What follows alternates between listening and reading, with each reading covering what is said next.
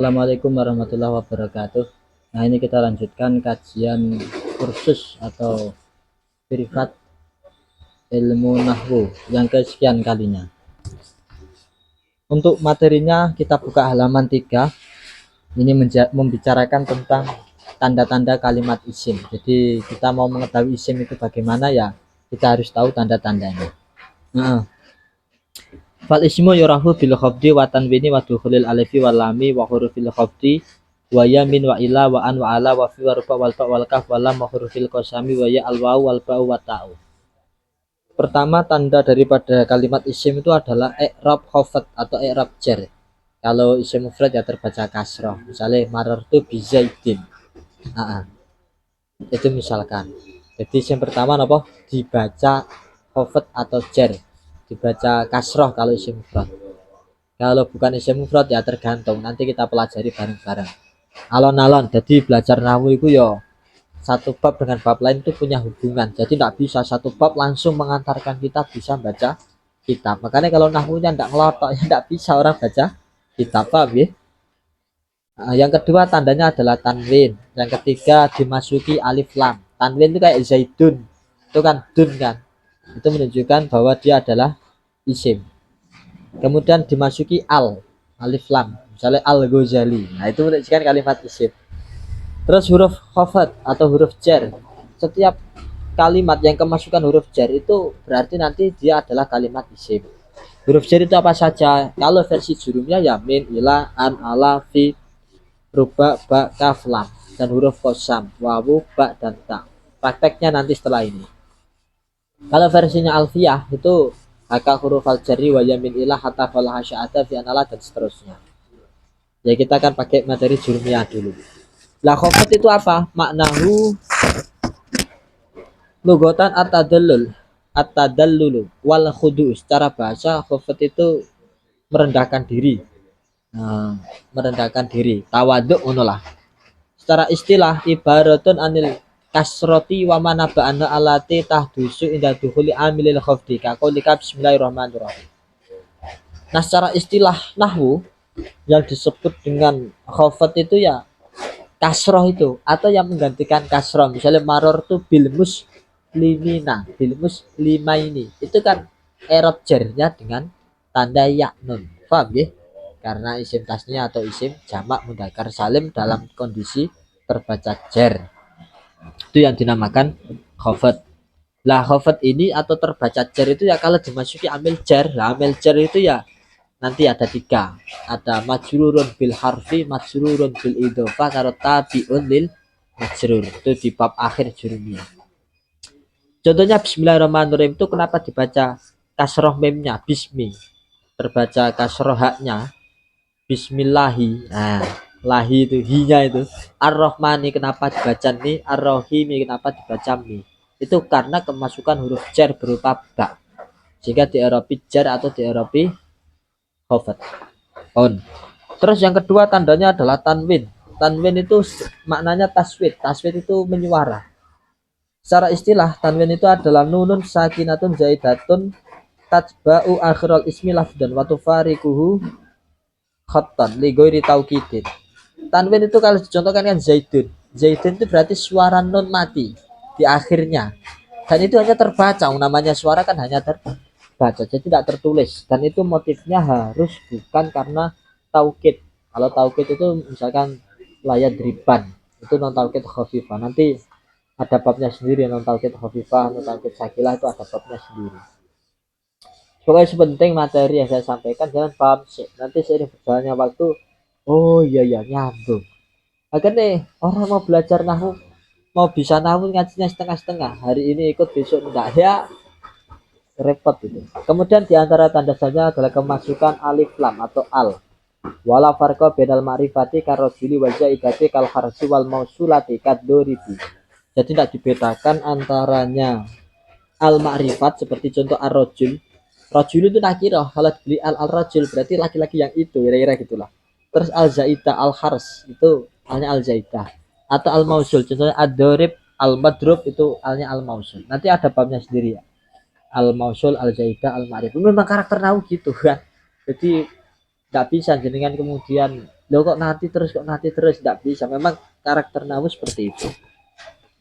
Terus di antara huruf jar selanjutnya adalah kemudian di antara tanda kalimat isim adalah dimasuki huruf jar. Yang mana pertama adalah min walha ma'anin minha al-ibtida'u zamanan wa makanan. Lah, huruf jar min itu huruf jar itu yang pertama min.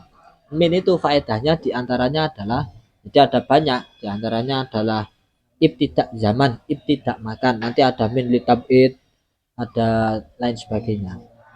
Ibtidak zaman itu maksudnya fal ibtidak zamanan kakoli kasir tu min yaumil khamis ila yaumil jum'ah, menunjukkan permulaan tapi berkaitan dengan waktu. Saya berjalan sejak Kamis sampai hari Jumat. Lah sejak Kamis itu kan permulaan kan. Dan itu urusannya waktu karena Kamis itu ya hari. Atau yang ibtidak makani, makani berarti tempat. Wal ibtidak al makani kaqauli kasir tu minal Basra ilal Kufah. Jadi misalkan ada orang berjalan dari tanah Basrah ke Kufah. Itu kan ibtidak makani, dari Basrah ke Kufah, dari Jepara ke Lirboyo, dari jenengan ke saya. Nah, dari tempat jenengan ke tempat saya pun. Selanjutnya adalah huruf jar berupa an. Wa min ma'aniha al mujawazah ka qaulika rumaitu as-sahma anil qausi. Wa takunu bi makna ba'da kama fi qouli ta'ala la tarkabuna tabaqan an tabaqin. Al-Insyiqaq ayat 19. Jadi di antara huruf jar adalah an. Lah di antara makna-maknanya an itu adalah mujawazah, melewati. Roma itu as-sahma anil qausi. Anil qausi. Mata panah itu dilemparkan sampai melewati panah itu. Berarti melewati kan mujawazah. Nah itu harus dibaca antobakin, harus dibaca jar karena dimasuki huruf jar berupa an. Kemudian ala diantara maknanya wamin ma'ani al istilah kakoli kaso itu ala sudhi, ada orang naik di atas atap. Itu kan so itu naik, saya naik ala sudhi, di atas atap. Nah itu ala sudhi ya, jangan dibaca ala sudha, ala sudhu, ala sudh. Harus dibaca apa? Ala sudhi. Baca i'rab jar karena kemasukan huruf jar ala. Maknanya istilah. Ya di atas itu. Terus selanjutnya adalah fi wa min ma'an ya adurfiyah ka qaulika al-ma'u fil kuzi. Selanjutnya adalah fi. Fi itu maknanya adalah dorof, menunjukkan tempat. Al-ma'u fil kuzi, air berada di gentong. Di gentong. Berarti kan fil kuzi kan durfiyah, tempat. Di dalam suatu tempat. Selanjutnya adalah rubah wa min ma'an ya at-taklil. Kaqaulika ruba rajulin karimin laqaituhu. Huruf jar selanjutnya adalah rubah, yang mana maknanya diantaranya adalah taklil atau nanti taksir juga ada. Taklil itu menyedikitkan, hanya sedikit lelaki yang saya temui yang dia itu orangnya mulia. Ruba rajulin karimin laqaituhu. Pun wa'lam anna ruba la tajul ila bi khamsati syurutin. Jadi ruba itu tidak bisa mengejarkan kecuali dengan memenuhi 5 syarat. Harus ada al-awalu antakuna musaddaratan fi awalil kalam. Pertama, posisi rubah dilihat. Harus berada di awal kalam. Makanya dicontohkan ruba rojulin karimin apa? Laqaitu. Itu kenapa ruba rojulin? Kenapa dibaca rojulin? Ya karena dimasuki amil rubah, amil mengejarkan. Kedua adalah asani antakuna majruruan nakirotan. Lafaz yang mau dijadikan itu harus nakiro. Ya tadi itu rojulin itu ya nakiro. Makanya rubah rojulin. Asalisu antakuna anakirah mausufatan bijumlatin. Yang ketiga syaratnya adalah nakirah itu disifati dengan jumlah, yaitu rupa rojulin karimin lako itu jumlah fi'liyah. Jumlah fi'liyah susunan fi'il fa'il. Nantilah kalau mau belajar jumlah fi'liyah nanti saya jelaskan. Ar-rabi ayyakuna amila muakhiran. Yang keempat syaratnya adalah amilnya itu harus berada di akhir. Jadi dalam contoh itu yang dicontohkan rupa rojulin karimin lako itu. Lah itu lako itu amil itu. Terus al-khamis ayyakuna fi'lan madian. Yang kelima syaratnya rupa bisa mengejarkan amil tersebut harus apa? Fi'il madi. Mulane lako. Pakainya lako. Terus selanjutnya adalah ba. Huruf jar selanjutnya adalah ba. Wa min ma'ani at-ta'diyah ka qaulika marartu bi Zaidin. Di antara huruf jar itu adalah ba. Maknanya ta'diyah, yang asalnya fi'il lazim menjadi muta'addi. Lamun ta'diyahkan fi'il itu ya dengan 3 cara. Bisa dengan bilam siwatat fi atimal lazim wa harfi jarid insulasian usim terus wa ghairu ati bima ta'akhara wa in hadaf taun apa falaziman yura. Jadi bisa dengan huruf jar, bisa masuk wazan fa'ala, bisa masuk wazan af'ala.